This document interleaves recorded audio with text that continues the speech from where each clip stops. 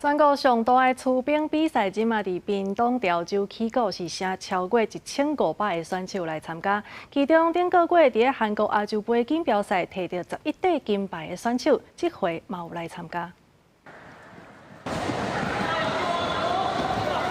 选手拼命向前冲，速度紧甲目一个年就过去。这是伫屏东潮州举办的全国出兵锦标赛，8月20起鼓比到24，连续5天。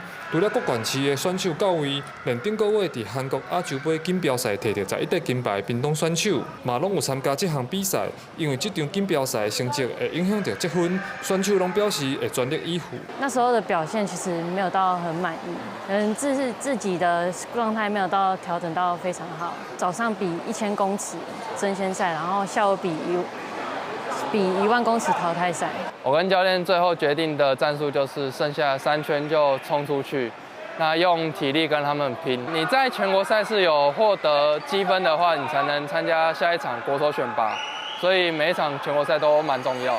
这摆比赛组别真完整，对细汉囡仔到大学生拢会当报名。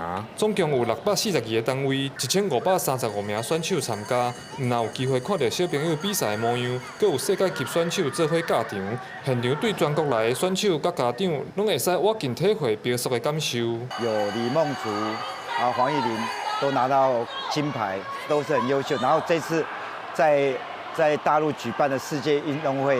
也郭立阳拿到了银牌，有这个场地以后，在推广人员上面就有更长足的进步。屏东县因过就咧培养出兵的选手，伫顶个月底比赛亚洲杯，屏东选手就替台湾摕到11块金牌、8块银牌、2块铜牌，表现真正赞。赛事经理嘛讲，潮州这个赛场是有符合国际标准，是亚洲唯一的，希望优良的设备，互更较侪选手磨练，继续为台湾争光。记者柯炳哲，屏东报道。